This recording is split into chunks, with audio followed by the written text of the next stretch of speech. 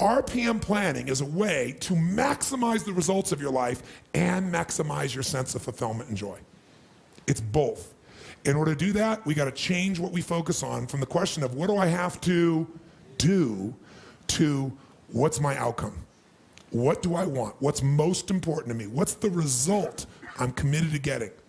That one change will change completely how you respond in your life, because it'll change you from focusing where everyone's demanding your attention or what you're afraid of or what might give you pleasure in the moment to what's most important to you. And those, by the way, are the three things that get our focus. If we don't discipline ourselves, what gets our focus?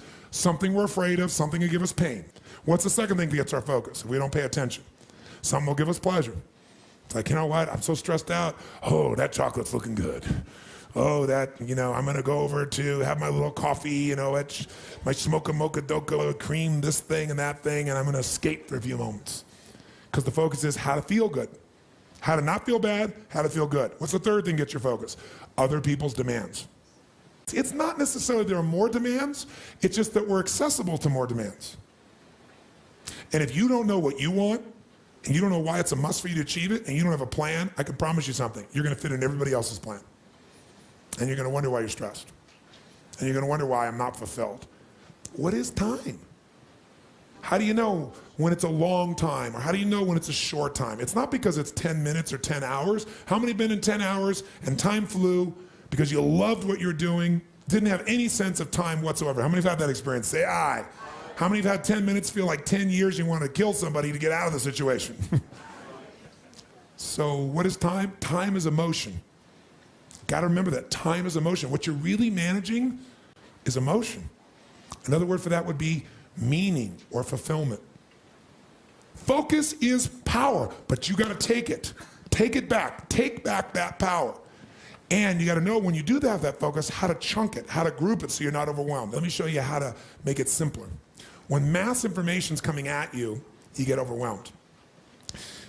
Most of us are great deletion creatures. We delete most of life. Right now, there are millions of things around you could be focusing on, thinking about, giving meanings to, making decisions about what to do. Millions. And when you think about what it's going to take to do something, usually it takes a lot, and you're not going to want to do it. So I'll do it when? Later. As my Australian friends would say, later.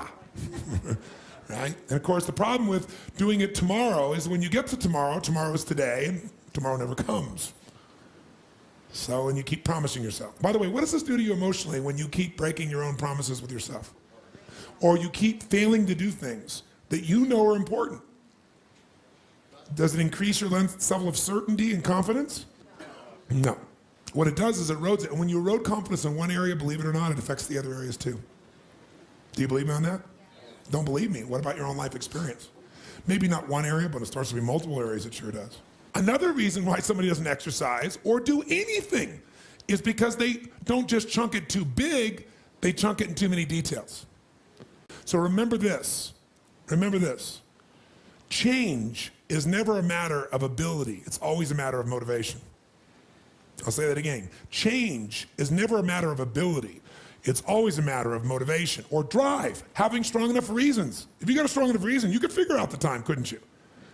So the biggest part of life and time management is knowing what you want and having enough reasons to follow through. But there is one more piece. If you make enough reasons to follow through and you know what you want, but you make the task overwhelming, you'll be overwhelmed. What you focus on, you feel. What you feel, you are moved to somehow actuate. But if you only focus on what you don't want, or what's stressful in your life, what you can't control, or what you screwed up on, or what you messed up on in the past, not going to get where you want to be. Chunking is power. You don't want to over-chunk where you're trying to bite the whole darn thing together. You also don't want to under-chunk where you make a million pieces of something. What is chunking? It's taking all that's coming at you and putting it into idealized size groups that your mind can handle. See, science has proven the human brain, consciously, we can only handle what they call 7 ± 2 chunks of information. It's a term that they describe in science, that human beings can only handle 7 ± 2 chunks of information at one time.